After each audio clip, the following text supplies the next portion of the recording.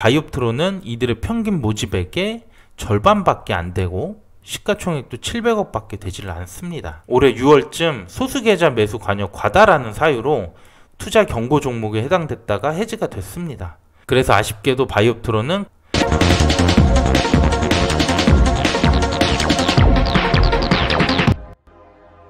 안녕하세요, 집돈버 굿즈입니다.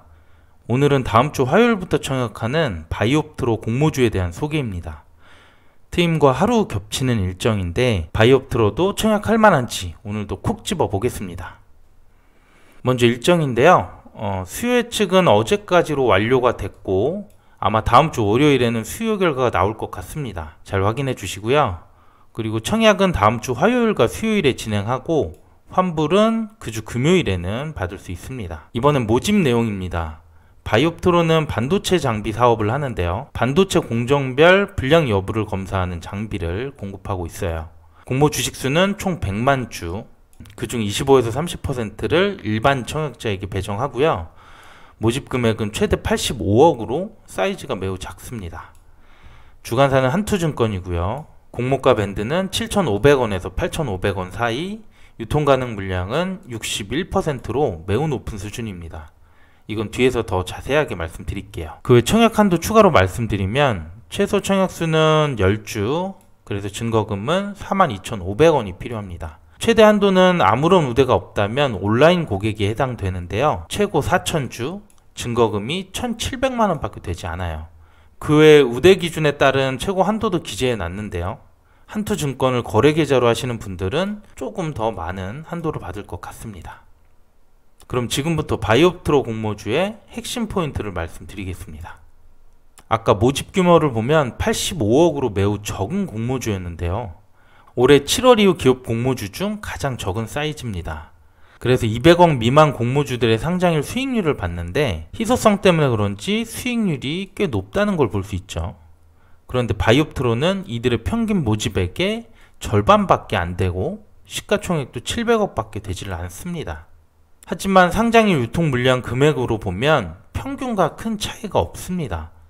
그만큼 바이옵트로의 유통 물량 비중이 매우 높기 때문인데요, 특히 기존 주주가 48.7%나 돼서 가히 압도적으로 높다는 걸 볼 수 있어요. 그럼 유통 가능 물량을 좀 더 세부적으로 보겠습니다. 61%로 매우 높다고 했죠. 그리고 세부 구성을 보면 공모 주주가 12.28%, 기존 주주가 48.7%인데 이게 투자조합이나 전략적 이대 주주들이 아니고 그냥 소액 주주가 저렇게 많은 거예요. 그 이유를 확인해 보니까 바이옵트로는 이미 코넥스에 상장된 기업인데요, 이번에 코스닥으로 이전하면서 신주를 발행하는 공모주라고 보면 됩니다. 그리고 현재 코넥스 기준 주가가 8,050원으로 요 며칠 사이에 크게 떨어지고 있어요. 공모가 상단이 아까 8,500원이었으니까 오히려 공모가보다도 낮게 거래가 되고 있습니다. 보통 코넥스 이전 상장 기업들은 상장 전에 공모가보다 가격이 높게 형성되는데 그만큼 바이옵트로 주가에 대한 향후 기대가 크지 않다는 걸 볼 수 있습니다. 그러면 이번엔 바이옵트로처럼 코넥스 이전 상장 공모주들의 사례를 보겠습니다. 올해 7월 이후로 엠로 등 이렇게 4개 기업이 있었고요. 이들의 상장일 수익률은 엠로를 제외하고는 모두 마이너스를 기록했어요. 수익률이 별로 좋지 않죠. 그런데 엠로만 이렇게 좋았던 이유를 찾아보니까 코넥스 이전 공모주들의 경우 기준가라는 게 별도로 산정됩니다. 일반적으로 공모가가 확정되면 공모가의 90에서 200% 사이에서 이 시초가가 형성이 돼요. 결국 공모가가 기준인 것입니다. 그런데 엠로는 공모가보다 기준가가 더 높죠. 10% 정도. 그리고 ABO는 200원 정도 높았어요.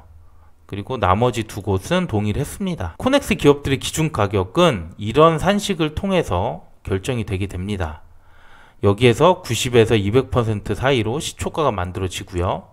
공모가와 차이점은 코넥스의 30일 평균 시세가 반영된다는 것입니다. 그런데 여기서 예외사항이 3가지 있는데요, 이 중 하나라도 해당이 되면 그냥 공모가가 기준가가 됩니다. 그래서 아까 엠로의 경우에는 이 산출 기준에 따라서 기준가가 10% 높게 책정이 된 것이죠. 반면 바이옵트로는 이 중 두 번째에 해당하는 투자 경고 종목에 지정이 된 경우가 있었어요.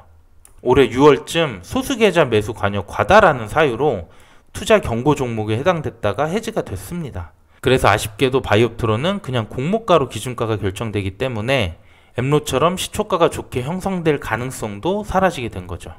네, 지금까지 바이옵트로 공모주에 대해서 전반적으로 살펴봤고요. 마지막으로 바이옵트론은 트임과 청약일이 겹치게 돼요.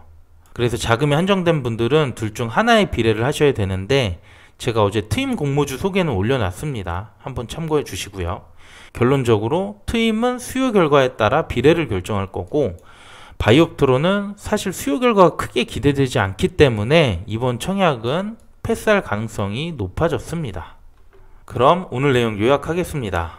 먼저 모집 규모는 85억으로 바이옵트론은 초소형 공모주에 해당됩니다. 그리고 코넥스 이전 상장 기업이기 때문에 유통 가능 물량이 61%로 매우 높았고요. 기존 주주가 48.7%를 차지합니다. 코넥스 현재 주가가 공모가를 하회하고 있는 수준이고요. 기준가 예외 대상이기 때문에 공모가가 추가적으로 상승할 여지는 없을 것 같습니다. 여러분들도 잘 고민해서 판단해 주시길 바라겠습니다. 제가 준비한 내용은 여기까지고요. 오늘 트임 공모주 수요 예측 결과가 나오기 때문에 이것도 결과가 나오면 영상으로 소개해 드리겠습니다.